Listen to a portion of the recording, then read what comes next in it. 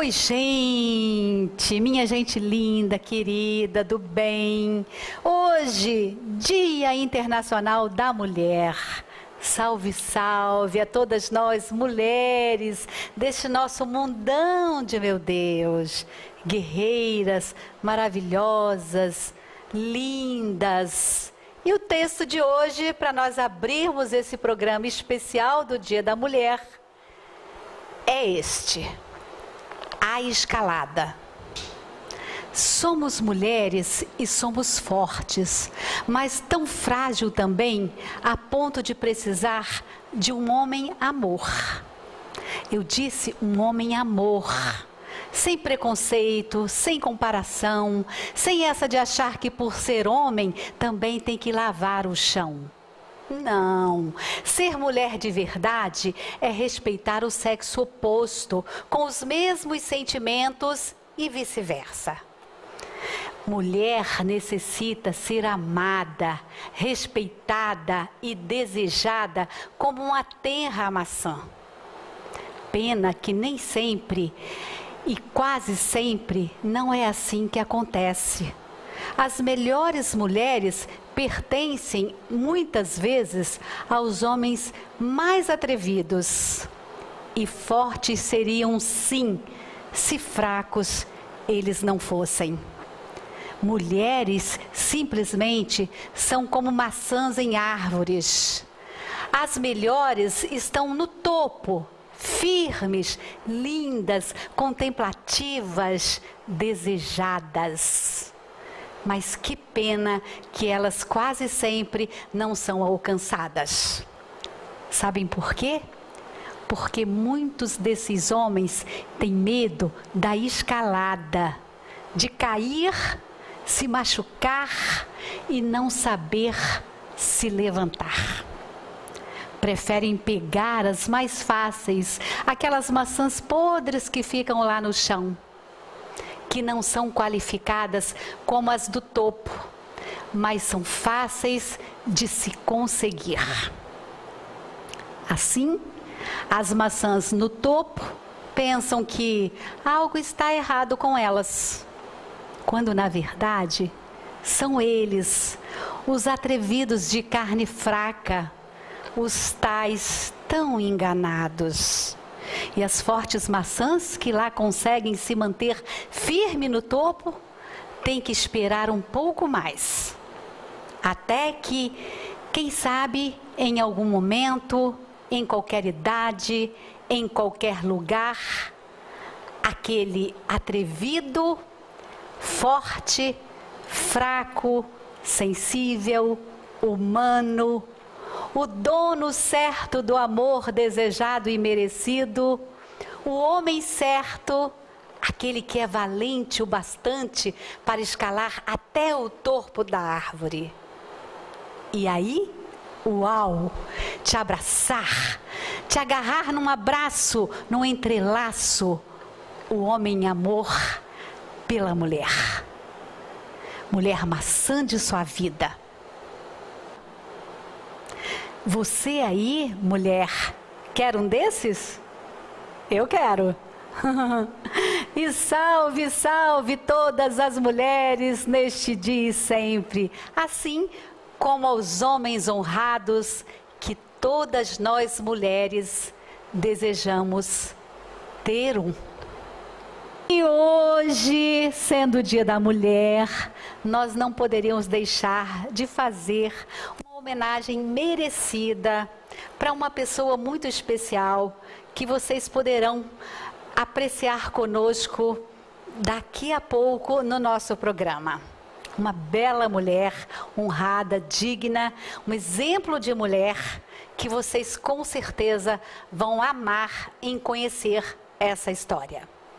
Teremos também uma entrevista com o renomado médico Dr. Carlos Roberto, neurocirurgião, um dos sócios proprietários da Santa Mônica, atualmente diretor-presidente do Hospital Hélio Montesano. Dr. Carlos Roberto estará conversando conosco sobre diversos assuntos, sobre neurocirurgia e também sobre a demanda da saúde no nosso município. Muito interessante essa entrevista, você também não pode perder. Ainda temos a nossa receitinha prática do dia. E sabem o que é? Um bolo de nozes maravilhoso para vocês fazerem e se deliciarem com toda a família, ainda comemorando o Dia da Mulher. Porque Dia da Mulher é todos os dias, não é verdade? Então, façam aí, neste domingo, nesta sexta-feira, neste final de semana, nesta semana que vem, façam este bolo de nozes, facinho, facinho, delicioso. É uma receitinha que você não pode deixar de tê-la no livro de receitas da Dilma de Souza. Nós estamos aqui na residência de uma pessoa muito querida, Dona Leni Possidente Freitas Lima. Nome longo, tão longo quanto é a beleza e a vitalidade da Dona Leni. Paduana, 46 anos de magistério, uma família linda, 2 filhos graduados, Dr. Leandro Lima, Dr. Pedro Lima Júnior, uma nora maravilhosa, aliás, 2 noras, né? Marisete e Andréia. Netos lindos, nós vamos saber daqui a pouquinho quantos tem. E nós vamos dizer, Dona Leni, que é um prazer enorme estarmos aqui hoje, numa homenagem que nós a escolhemos no Dia da Mulher, para fazermos a senhora, porque achamos muito merecido a sua vida, o seu trabalho, a sua dignidade, os seus frutos, tudo isso que nós acabamos de falar. Como é que é ser Dona Leni Possidente Freitas Lima com toda essa bagagem, Dona Leni? Tive uma vida simples, dedicada ao magistério e à família, né? E cheguei aos 85 anos. Pois eu falei sobre todos, mas eu não falei o principal, que é o patriarca da casa, né? Já lá nos braços do Papai do Céu, mas eu gostaria que a senhora nos dissesse o nome dele, como é que foi essa história de vida, sua infância, depois namoro, depois casamento. A senhora pode discorrer um pouquinho para nós, Dona Leni? Posso sim, graças a Deus, a memória ainda está boa. Eu nasci na Ferreira da Luz, na rua Doutor Ferreira da Luz, porque naquela época não tinha hospital, né? Era em casa, no número 51, que hoje é 277, em frente ao morro. Passei ali a minha infância, brincando, apanhando terra lá no morro para brincar, porque a rua era muito mais estreita e não era de calçamento, era de terra. E não tinha trânsito, né? Era só de vez em quando um carrinho de boi que vinha lá do Caxixe, daqueles cantos lá, né? E meu pai tinha um armazém. Eu ficava muito ali na parte da frente, porque o nosso quintal era grande, mas tinha o rio Pomba, que eles tinham medo de eu cair dentro d'água, né? Então eu ficava mais na frente. E então ali eu brincava muito, porque atravessava fácil para ir no morro, apanhar a terra, porque não tinha trânsito, né? Naquela época não tinha trânsito. E eu fiquei ali até os 8 anos. Depois mudamos para essa residência aqui, né? Para a Rua dos Leites, onde eu estou até hoje. Aqui eu fui estudar no Barão de Tefé, que na época tinha 3 anos só de fundado. Ele era novinho, as janelas todas tinham uma jardineira, tudo com flores plantadas, aquela flor que caía assim, sabe? Então eu me sentia num palácio quando eu chegava no Barão de Tefé. E quando eu chegava em casa, eu falava assim: quando eu crescer, eu vou ser professora do Barão de Tefé. E aquilo ficou na minha cabeça e eu fui crescendo com essa finalidade: ser professora no Barão de Tefé. Os anos passaram, eu fui estudar depois no Colégio de Pádua, me formei, mas naquela época primeiro tinha que pegar uma escola de zona rural, né? E eu peguei uma escola muito difícil acesso. Não tinha água encanada, não tinha luz elétrica, não tinha nada, não tinha estrada nem nada, eu tinha que ir a cavalo. Qual era o lugar, dona Leni? Santa Cândida. A senhora ia de cavalo? A cavalo, saía daqui às 6 horas da manhã, chegava lá às 10. 4 horas a cavalo. Era muito longe, é muito longe. Quanto tempo a senhora lecionou nessa escola? 7 anos. Porque eu tinha direito de entrar em concurso de remoção, mas não dava vaga dentro da cidade. E eu não queria sair de uma roça para outra. Porque eu falava assim: lá eu fiz amizade, eu tenho afilhado a beça, compadre, comadre, tudo lá na Santa Cândida, sabe? Que até hoje eles me visitam e me traz presente, ovo, laranja lima. Fiz muita amizade lá. E eu então falava com a minha mãe assim: eu vou sair de uma roça para outra, tem que fazer amizade com outras pessoas. Eu não, só quero sair de lá para a cidade. No tempo de estudante, eu tive um namoradinho aqui de estudante, né? E depois o Pedro apareceu aqui, que ele trabalhava no antigo IAPC. Quem é Pedro, dona Leni? Meu marido. O meu marido, né? Ele trabalhava no IAPC, era o Instituto dos Comerciários. E aqui em Pádua tinha a representação do IAPC, porque aqui tinha muito comércio, né? E meu pai era o representante do IAPC aqui na cidade. Então ele procurou por meu pai porque era o representante do IAPC, né? E aí ele conversando com meu pai, eu já estava na Santa Cândida lecionando. Perguntou se eles não tinham, se o papai e a mamãe não tinham filho, porque viu só os dois, né? Aí papai, põe o retrato lá, Nicolina, mostra para ele. Ela veio cá dentro, apanhou meu retrato de formatura e o retrato do meu irmão, né? Então ele olhou, me achou bonita, mas achou que eu era alta. Ali já rolou. Porque ele era baixo, estatura, ele não era muito alto.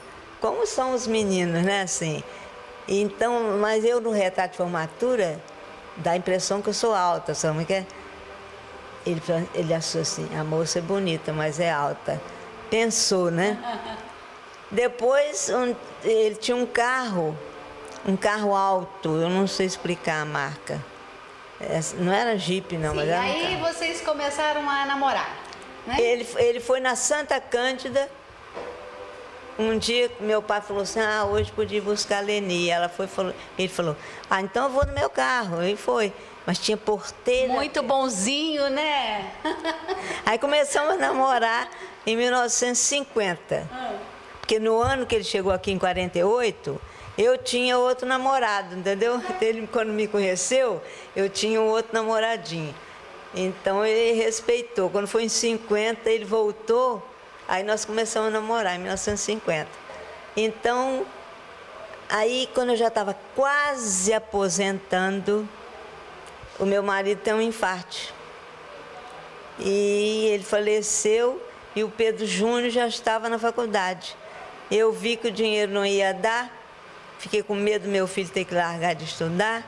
Eu fiz uma prova, ele morreu em janeiro, eu fiz uma prova em fevereiro. Aí nessa prova que eu peguei o Barão de Tefé. Sim, e depois também a senhora lecionou no Caribé da Rocha. No Caribé da Rocha também lecionei. Por quanto tempo? 8 anos. 8 anos no Caribé. À noite, no Caribé eu lecionei à noite. Ao todo 46 anos, né? E para vocês terem uma ideia, gente, da guerreira que é essa mulher. E a gente vai abordar esse assunto com muita delicadeza, muito carinho, muito respeito, porque nós sempre tivemos pela Dona Leni. Primeiro, porque ela é uma pessoa muito querida por mim, porque é minha ouvinte de anos e anos, através da Rádio Feliz, através do rádio, né? Das rádios por onde eu passei. E hoje é minha fã incondicional também na TV Pádua. E a Dona Leni, gente, ela tem um problema físico. E com toda a sua dificuldade de se locomover, ela não esmoreceu. Ela ia de cavalo, ou a cavalo, né, melhor dizendo, para Santa Cândida. Para vocês terem ideia, naquela época, as estradas eram péssimas, né? Muito barro, chuva, lama, e ela enfrentava aquilo tudo a cavalo, e é uma distância mais ou menos, quanto tempo, quantos quilômetros mais ou menos, tem uma ideia, doutor Leandro? Ele está ali no cantinho, lá nos ouvindo, o filhão da Dona Leni. Uns 30 quilômetros mais ou menos, olha, 20 a 30 quilômetros mais ou menos, é terra pra caramba, né? E ela ia a cavalo. Quanto tempo foi isso lá em Santa Cândida, Dona Leni? 7 anos. 7 anos. Depois disso, ela enfrentou tudo isso, todo esse tempo de trabalho. Isso nunca fez com que a Dona Leni desanimasse, né, Dona Leni? A Dona Leni está sempre com esse ar maravilhoso, jovial, maquiadinha, toda elegante, toda fashion, né? Eu lembro de Dona Leni nos desfiles, aqui nos desfiles escolares, aqui, ajudando a coordenar as turmas, a comandar, né? Eu tenho essa lembrança, assim, muito boa de Dona Leni nessas épocas da vida. E sempre que eu vejo a Dona Leni, eu lembro disso. Eu nunca desanimei. Nunca desanimou, nunca, nada na vida foi obstáculo para ela. Daí, gente, o motivo de nós estarmos aqui hoje homenageando a Dona Leni no Dia Internacional da Mulher, representando a todas essas milhares e milhares de mulheres queridas, lindas, maravilhosas, guerreiras, assim como a Dona Leni, que estão agora nos ouvindo, nos assistindo, e eu aproveito para abraçá-las todas com muito carinho. Agora, uma coisa que nós ainda não falamos, Dona Leni, é que a Dona Leni, professora, 46 anos, é historiadora, gente, é poetisa, faz poemas lindos, tem histórias mirabolantes de todos os acontecimentos do nosso município. E eu quero agora me ater a um episódio que eu achei muito interessante, que a senhora me contou, e que eu acho que é importante as pessoas saberem, que é a história do nosso cartão postal da nossa cidade de Santo Antônio de Pádua, que é a Ponte Raul Veiga. A Dona Leni conhece essa história desde quando ainda não existia a Ponte Raul Veiga. Conta para nós, Dona Leni, como é que era a Ponte Raul Veiga antes e depois a sua contemplação dela agora. A ponte antiga eu não conheci também, né? Minha mãe que me contava que era de madeira, mas não tinha nome de Raul Veiga, não. Era uma ponte sem nome. E de madeira. E balançava. Ela tinha muito medo de passar na ponte, porque a ponte balançava. Ela casou em 4 de fevereiro de 1920. E teve que atravessar a ponte para ir para Campos, porque ela foi morar em Campos. E passou 3 anos lá. Quando ela voltou em 1923, encontrou essa ponte, que para ela foi uma coisa linda, né? Achou a ponte larga, imagina, hoje a gente acha ela estreita, né?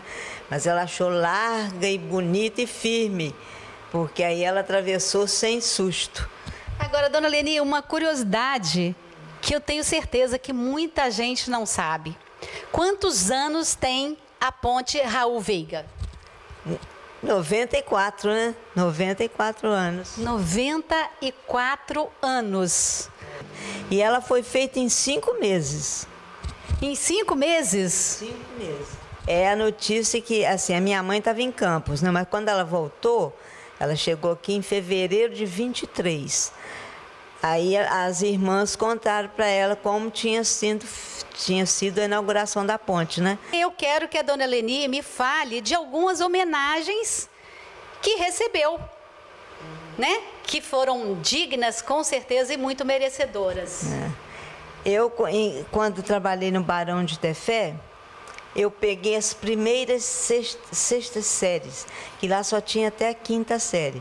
Aí, quando surgiu, no ano que criaram a primeira sexta série, foi o ano que eu entrei lá. Então, as 2 sextas séries, tinha 2 sextas séries. Eu peguei essas 2 sextas séries. No ano seguinte, mais 2, no ano seguinte foi 3. Eu sempre ficava com a sexta série. E eu tive uma emoção muito grande quando esses 3 primeiros anos de sexta série, quando eles chegaram na 8ª, eles fizeram festa com entrega de certificado, tudo direito. E todas as 3 turmas me convidaram para ser a paraninfa. Então, eu fiquei muito feliz e muito emocionada, porque eles tiveram outras professoras na 7ª e na 8ª, né? E lembraram de mim que tinha sido professora na 6ª, né? 3 turmas seguidas. Eu fui a paraninfa da turma, tem até uma foto, falando discurso. Tive que falar, né? Fazendo discurso. Dona Leni, a senhora tem ideia de quantos alunos passaram pelo seu professorado? As turmas do Barão eram bem grandes, assim, 35, 40, né? A turma grande. Cada, né? Cada turma. Os alunos viram filho da gente, né? Eu tenho uma amizade imensa pelos meus alunos e nunca tive problema com nenhum, assim, de briga, de nada. Até eu tenho assim, eu recebia sempre muito cartão de Natal, né? Quando eu lecionava, que aluno gosta, né, de mandar cartão de Natal para a gente. Eu recebi um cartão de um aluno chamado Alfredo. Ele era meu aluno no Caribé da Rocha. Então, ele comprou um cartão bonitinho, com tudo escrito impresso e tal. Mas ele escreveu uma frase que eu nunca esqueci. Aliás, esse cartão está guardado. Eu recebi essa frase como se fosse uma coroa. Ele botou assim: Dona Leni, se todos fossem como a senhora, no mundo não haveria guerra. Olha que lindo. Então, eu emocionei muito com essa frase. Né? Eu falei assim, me senti coroada. Falei assim, essa frase para mim foi uma coroa. Porque partir de um menino, assim, de uns 13 anos que ele devia ter, né? Quer dizer, ele sentiu que eu era de paz, né? Com certeza. Nós estivemos vendo um álbum que a dona Leni, aliás, vários álbuns que a dona Leni tem, e tem lá vários cartõezinhos, mensagens, folhinhas de cadernos escritas com desenhos, com dedicatórias dos aluninhos. Coisa linda, muitos cartões, muitas fotos. Dona Leni, nós gostaríamos de realmente hoje te coroar. Te coroar com uma coroa linda de diamantes, de brilhantes, de tudo quanto é coisa preciosa. Mas a gente está te coroando com todo o nosso amor, com todo o nosso carinho, porque é o que nos possibilita neste momento. E essas flores é o nosso carinho demonstrado em nome de toda a equipe da TV Pádua, hoje, especialmente no Dia da Mulher, representando o carinho que se estende para todas as mulheres que estão nos vendo neste momento. Receba com muito apreço, porque é do fundo do coração. Muito obrigada. Muito obrigado mesmo. Estou emocionada.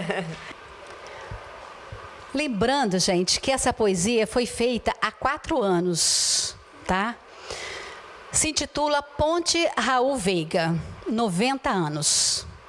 Há 90 anos foi construída. Já foi jovem e agora é anciã.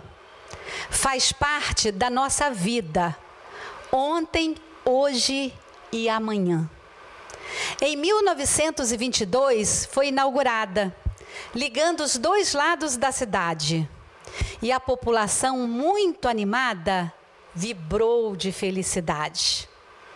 A velha ponte de madeira, ela veio substituir, dando à nossa gente ordeira a facilidade de ir e vir.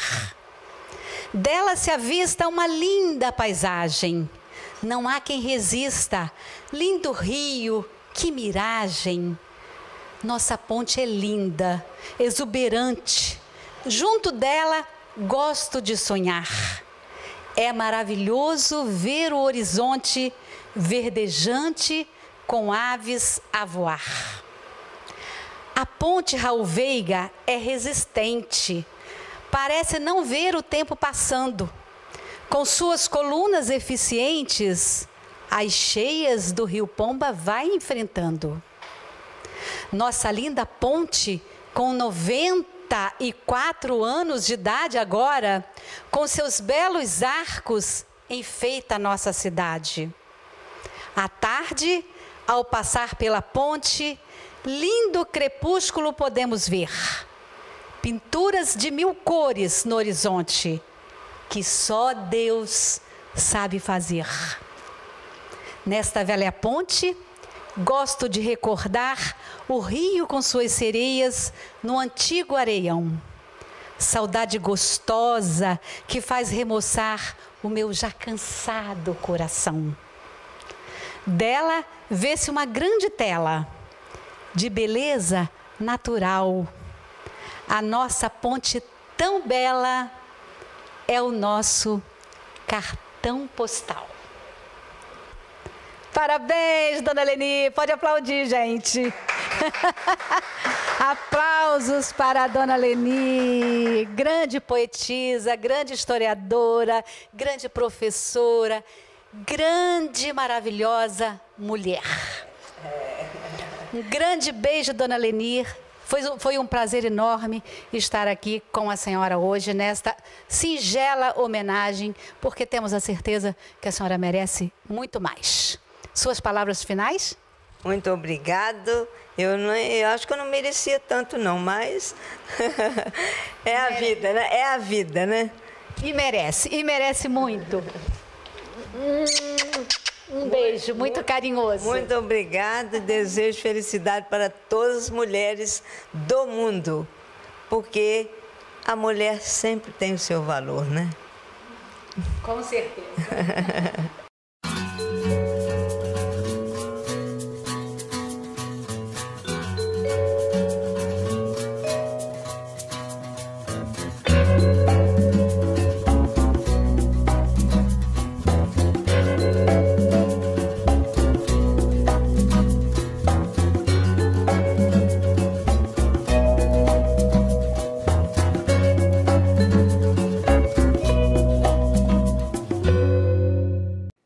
A receitinha prática de hoje é um bolo de nozes maravilhoso. Vamos anotar os ingredientes? Vamos lá. 1 xícara das de chá de nozes moídas. 2 maçãs verdes descascadas e cortadas em cubos pequenos. Meia xícara das de chá de óleo vegetal, ou seja, um bom óleo. 1 ovo, 1 colher das de chá de bicarbonato, 1 xícara das de chá de farinha de trigo, 1 colher das de chá de canela em pó, gotinhas de baunilha a gosto e 2 xícaras de açúcar mascavo. Vamos preparar esse super bolo de nozes. Então, descascar e cortar as maçãs em cubos pequenos.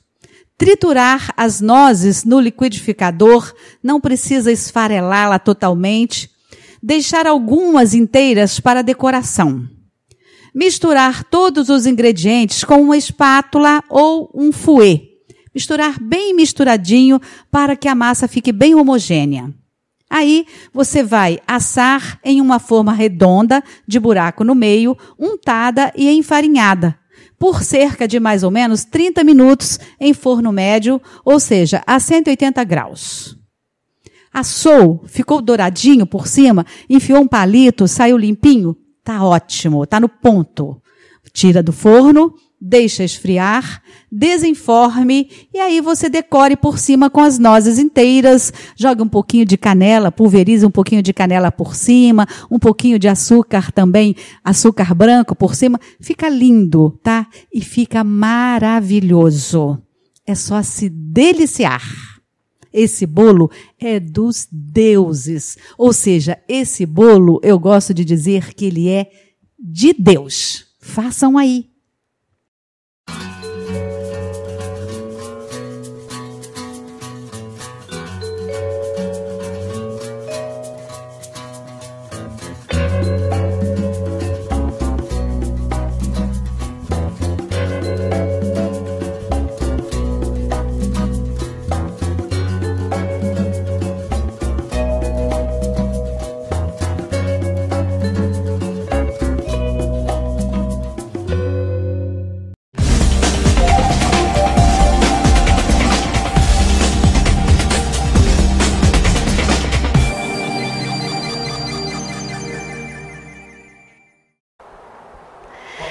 Bem, o nosso convidado de hoje é o renomado médico, neurocirurgião paduano, Dr. Carlos Roberto Pereira Alves Filho.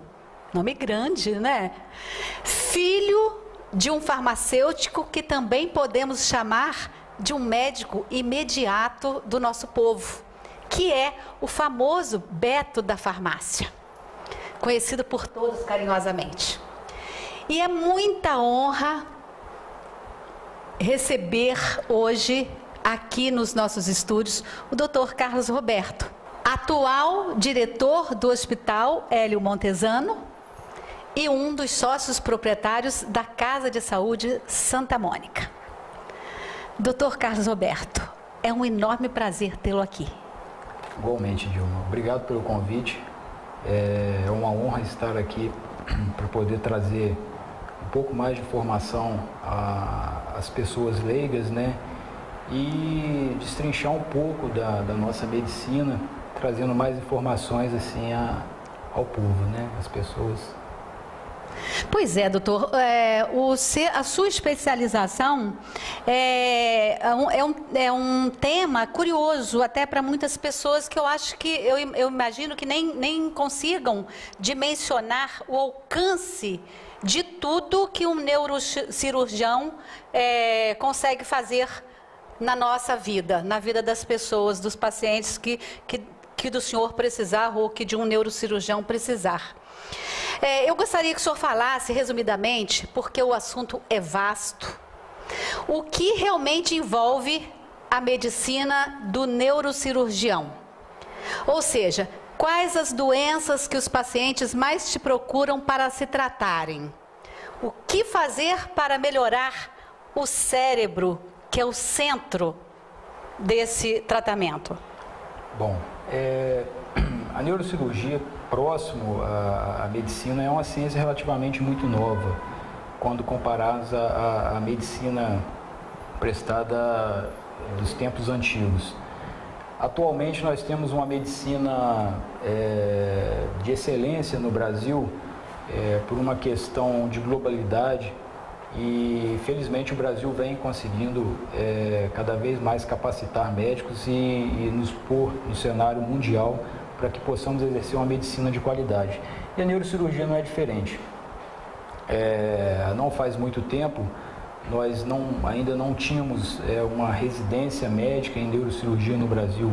Muitos médicos, tive o prazer de contemplar alguns, de conhecer alguns dos doutores que tiveram que ir para os Estados Unidos, Escócia, a fim de fazer o seu título de especialização para conseguir trazer ao Brasil uma medicina de qualidade. A neurocirurgia, ela tem um embasamento na ciência cirúrgica dentro da neurologia, que visa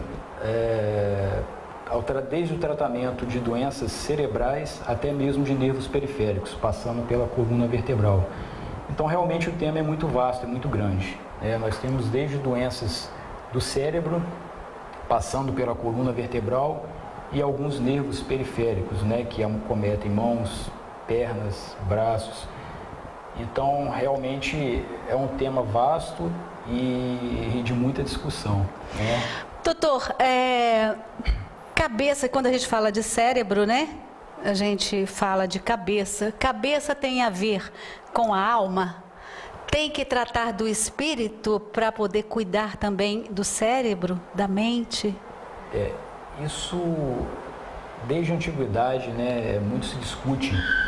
Há relatos, passagens bíblicas e de escritas antigas onde mostram que pacientes convulsivos eram tratados como pacientes endemoniados, entre outros aspectos. Mas a ciência, ela anda, para muitos, lado a lado com o espiritual. E eu acredito, assim, inteiramente nisso, embora a ciência seja tratativa de uma uniformidade um pouco mais, assim, enfática, Ela precisa de provas para nos concluirmos o melhor caminho ao paciente. Ok. O que se pode fazer para se prevenir as doenças neurológicas? Existe prevenção para isso, doutor? Bom, são vastas, se tratando de cérebro, nós temos uma série de proporção de doenças, Obviamente, existem doenças degenerativas que não estão ao nosso alcance ainda, a prevenção. São elas o Alzheimer, a doença de Parkinson, entre outras.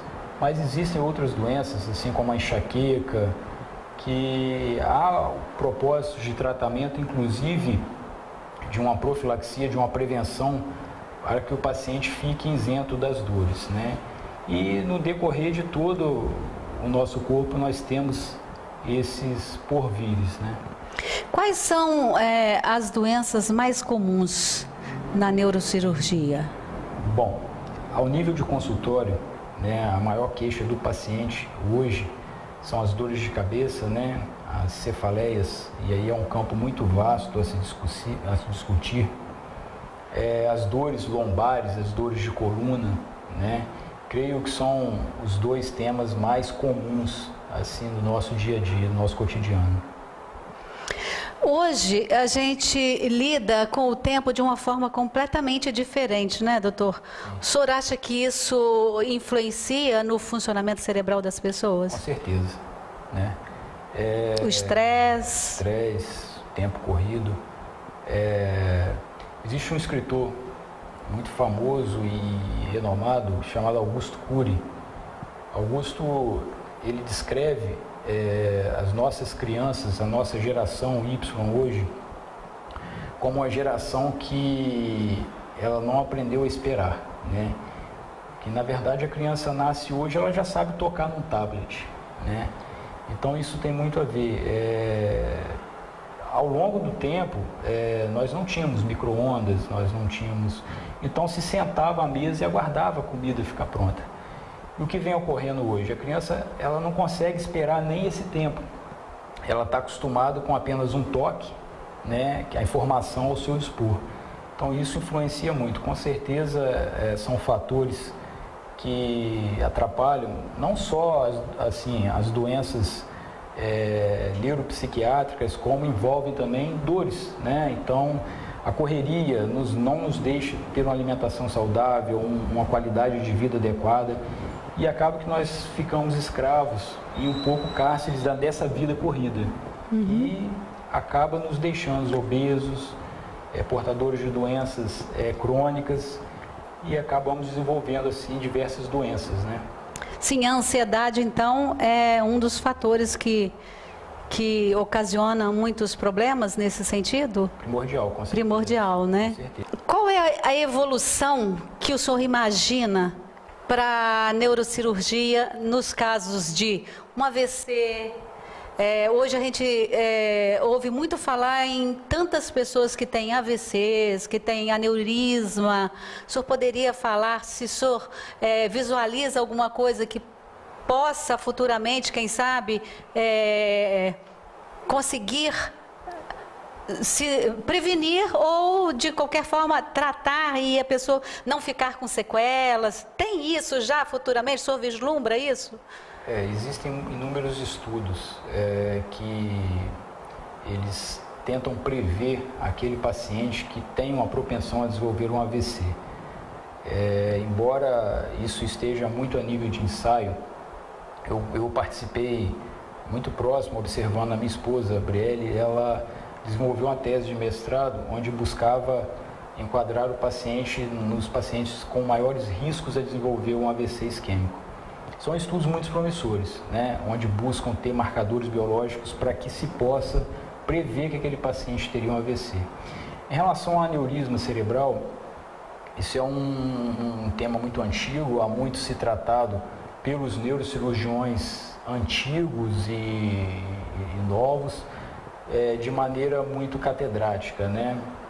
Há muitos anos se clipa um aneurisma com muita qualidade. Existem pacientes que foram operados de aneurisma há 20, 30 anos e hoje estão extremamente bens, com excelência. E atualmente o que se tem de melhor para esses aneurismas, essas doenças cerebrovasculares, que são a tecnologia ao nosso dispor, né? Alguns pacientes nós conseguimos alcançar um tratamento endovascular, né, que seriam através de catéter venoso, e você consegue selar aquele aneurisma para que não haja necessidade de abertura de um crânio, por exemplo, que isso diminuiria o custo e o tempo de internação de um paciente. Por outro lado, nós temos estratégias cirúrgicas, assim como o advento do microscópio. O grande neurocirurgião Dr. Yazarguil desenvolveu essas técnicas ao longo da sua vida. Isso nos trouxe uma maior qualidade de técnica cirúrgica, de maneira que você possa abordar um paciente, abrir o crânio e esse paciente sair com qualidade, sair bem, conseguir trabalhar, retornar às suas atividades laborativas. Tem uma maneira de prevenir o AVC, o aneurisma? Quais seriam os sintomas que as pessoas têm antes disso acontecer? O AVC, ele é classificado em duas situações, um AVC hemorrágico e o AVC isquêmico. Isso envolve inúmeros fatores, né? O paciente diabético, hipertenso, tem uma probabilidade maior de desenvolver. Tem o fator hereditário, doenças inflamatórias do sistema nervoso podem ajudar a desenvolver isso. Os fatores preventivos, né, seriam esse paciente ter uma vida mais saudável possível, né, se tratar a hipertensão, se tratar o diabetes, evitar uma complicação diabética. Existem inúmeros estudos que mostram que nos próximos anos nós teremos um índice muito mais elevado de AVC. Esses estudos foram feitos pela Stroke, que é uma revista muito renomada e conhecida a nível mundial, uma revista europeia, onde eles predizem que a quantidade de pessoas com AVC no mundo ultrapassarão mais de 30% até 2020. Isso lógico que é uma perspectiva apenas, não é uma realidade, porque advém de muitos fatores, inclusive étnicos. Isso é atribuído ao AVC isquêmico. Sim, mas é atribuído a quê? Essa proporção toda de pessoas propensas a terem um AVC, atribui-se a quê? Isso aos fatores de comorbidade, sejam elas diabetes, hipertensão e principalmente o fato de hoje estarmos muito sedentários, né? Então são fatores que evoluem e agridem o nosso corpo para que possamos desenvolver isso sem contar com o fator genético. Em relação ao aneurisma, existe um fator genético e hereditário muito forte para aquelas pessoas com aneurismas. Países nórdicos têm uma propensão maior a desenvolver. Acredita-se que lugares mais frios têm essa propensão, né? A Escócia, por exemplo, é um país que tem um índice elevadíssimo de aneurisma cerebral. né? E realmente nós observamos essa estatística muito forte. Em relação à prevenção do aneurisma, existem alguns fatores que nós possamos fazer para evitar. São eles o tabagismo, né? E o cuidado com a saúde de modo geral, como tratar a hipertensão, entre outros aspectos também. A obesidade, por exemplo, tem alguma coisa que se possa fazer na sua área? Bom, a obesidade, ela tem uma implicação muito relativa, né? Seja ela um fator hereditário ou socioeconômico da pessoa que possa ter desenvolvido isso aí, ou até mesmo endocrinológico, né? Uma pessoa, algum distúrbio endócrino, ele pode ganhar peso e se vir a tornar um paciente obeso. Do ponto de vista neurológico, o que se observa muito são aquelas pessoas que começam a desenvolver um certo grau de obesidade por um simples fato de ansiedade. E essa pessoa começa a fazer uso de algumas drogas anorexígenas, que são medicamentos para inibir o apetite. Isso desencadeia uma série de fatores. Fatores de ansiedade, depressivos, e podem contribuir muito para uma piora da saúde dessa pessoa. E poderia-se tratar a obesidade sobre uma intervenção cirúrgica no cérebro? Existe essa possibilidade? Na atual circunstância, não, né? No ponto de vista compulsivo. Assim, pelo menos com qualidade e excelência, ainda não há descrição de quaisquer que sejam. Nós temos hoje a cirurgia bariátrica aí do ramo da cirurgia digestiva que tem muito êxito com esses pacientes, com a sua indicação precisa. A depressão, por exemplo, doutor, tem a ver com o cérebro? Tem. A depressão, ela tem inúmeros fatores, né? Talvez o psiquiatra possa nos trazer e decorrer isso de maneira mais precisa.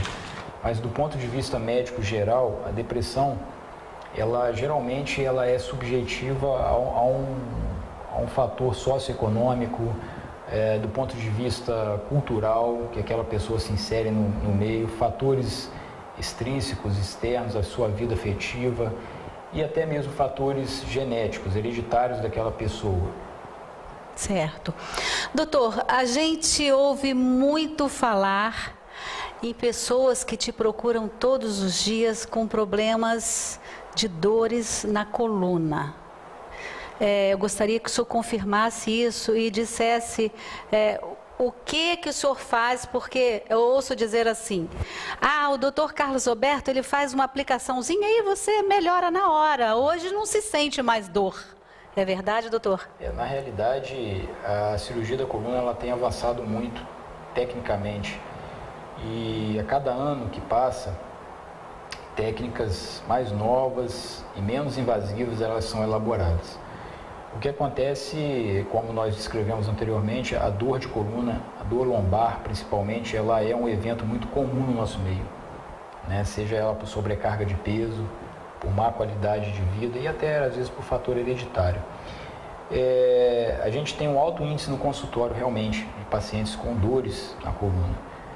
Do ponto de vista de aplicação, existem alguns procedimentos que realmente nós possamos fazer a nível ambulatorial, até mesmo a nível de uma internação mais simples e pequena, né, com apenas um dia de internação, um alívio desse paciente. Nós temos diversos tipos de aplicações, seja ela aplicação com medicamentos, aplicações com radiofrequências, que são aparelhos que demandam um certo custo de OPME, que é a nossa maior dificuldade, até mesmo dentro dos planos de saúde, por isso que nós usamos com muito cuidado e respeito, inclusive, não só ao plano de saúde, como a todos os prestadores. E a cada dia que passa, você tem técnicas mais nobres e mais apuradas. Existem técnicas para hérnia de disco que você não precisa de abrir um paciente hoje. Na década de 80, toda hérnia de disco ou protusão discal, que seria uma pequena hérnia, ela era abordada cirurgicamente, esses pacientes eram abertos. E isso se observou com o passar do tempo que esses pacientes necessitaram de uma prótese, né, de um parafuso para poder estabilizar a coluna. Hoje, nós tentamos evitar para que esse paciente chegue ao parafuso, a não ser que não haja outra maneira. Porque isso você diminui o tempo de internação do paciente, o risco, a sua qualidade de vida. Você pegar um jovem com uma hernia de disco apenas 20 anos e dizer que ele não pode jogar uma bola, que ele não pode praticar um esporte e fardar ele a uma prótese de coluna, é um fator extremamente desagradável. Então nós temos técnicas minimamente invasivas e técnicas percutâneas através da pele que nós possamos, de catéteres ou de agulhas, trazer ao paciente essa melhora. Nós conseguimos inclusive tirar hérnias, né, fazer a chamada herniectomia através dessas técnicas, e o paciente consegue uma qualidade de vida. Nós temos alguns casos interessantes aqui no município que puderam ser beneficiados através dessas técnicas, e outros de técnicas mais abrangentes, mais difíceis de serem executadas também. Essas aplicações, ditas aplicações, né, elas são caras? Não. É acessível para todos? Acessível, depende do que o paciente precisa. A aplicação, ela é um alívio sintomático. O paciente ele vai ter uma melhora do seu sintoma. Agora, tudo depende do que esse paciente tem. Se o paciente ele tem uma lesão na coluna, uma hérnia de disco grande, a aplicação ele vai dar um tempo a esse paciente, na aplicação que a gente diz química, com medicamento. Vai dar um tempo a esse paciente dele se reabilitar através de outra maneira, ou dele ganhar um tempo até ele ser submetido a um tratamento cirúrgico. Isso depende muito do que o paciente precisa, né? Cada doença, ela nos traz um tratamento diferente, e cada paciente requer um tratamento diferente. Haja visto o ponto de vista sociocultural dessa pessoa e, inclusive, a atividade que ela produz no nosso meio. Certo. Doutor Carlos Roberto, nós sabemos que o senhor está assumindo nesses últimos dias, a direção do Hospital Hélio Montesano, que é o hospital municipal da nossa cidade. Como é que é assumir a direção de um hospital nessa crise que nós estamos com a saúde pública no Brasil inteiro, não é só aqui? E muitas reclamações por falta de remédio, por falta de enfermeiros, enfermeiros em números suficientes da demanda, muitas reclamações de que alguns médicos atendem muito rapidinho, não olha nem para o paciente. Eu sei que o senhor é um médico dedicadíssimo, muito atencioso, o senhor vai colocar a casa em ordem, o senhor vai enfrentar problemas nesse sentido. Como é que você está? Eu falo senhor, mas eu posso te chamar de você, porque você é muito mais jovem. E como é que você está vendo tudo isso agora? Bom, primeiramente, tenho a agradecer ao convite do nosso ilustríssimo prefeito e de algumas pessoas ligadas a ele. Esse convite, ele veio numa hora realmente um pouco conturbada, mas veio numa hora de socorro em que o nosso hospital público realmente precisava de uma reformulação. Não tenho a criticar as gestões anteriores, até porque o trabalho é árduo, é difícil. Sei que cada um procurou fazer o seu melhor. A administração passada teve inúmeros problemas. Isso nós sabemos, que os repasses para a saúde eles são limitados, principalmente a nível do nosso município, que é um município de renda per capita muito pequeno. E que a nível nacional perdeu muito com a saída dos royalties. Isso tudo impacta diretamente na nossa economia. O Rio de Janeiro, que é um município extremamente rico, nós tivemos a infelicidade e a tristeza de ver um hospital em excelência ser fechado. É verdade. O Hospital Getúlio Vargas. É verdade. Existem alguns fatores que nos deixam tristes, chamam muita atenção, quando nós passamos em frente ao Maracanã e vemos um baita de um estádio excelente, bem acomodado, mas quando olhamos para o hospital universitário da UERJ, vemos o hospital em mau funcionamento, não por questão técnica daqueles que estão ali, que são as pessoas extremamente de alto gabarito, mas nos chama a atenção das prioridades que são dadas. Referente ao nosso município, o nosso prefeito ele vem com extrema dedicação, colocando todo o seu rol de funcionário com pagamento em dia. Isso nos facilita, porque é muito ruim você ter um funcionário que está trabalhando com dificuldade financeira. Isso já atrapalha o atendimento. Então, esse fator nós não temos aqui, graças ao trabalho feito pelo nosso prefeito e a sua equipe. Aliás, em todas, não querendo te cortar e já te cortando, em todas as áreas, o prefeito, nesse sentido, ele tem cumprido, assim, exatamente no dia certinho, com muita pontualidade, o pagamento do funcionalismo. O convite foi aceito por mim por uma questão muito simples. Todos nós, quando sofremos qualquer tipo de acidente, nós somos levados imediatamente ao Hospital Ali Montezano. Passei isso com a minha sogra há um tempo atrás e é muito desagradável você ver que o hospital não está com seu funcionamento pleno. Então a ideia era de buscar trazer ao hospital um atendimento em excelência.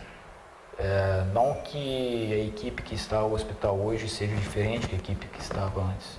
Eu tentei manter os mesmos funcionários, a mesma equipe médica, trazendo alguns que eu tenho certeza que vai trazer um alto índice de sucesso para aquela instituição.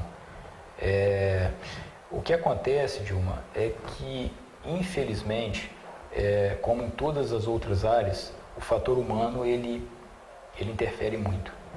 Em relação ao médico atender de maneira desumana o paciente, ela não é uma primordialidade do SUS.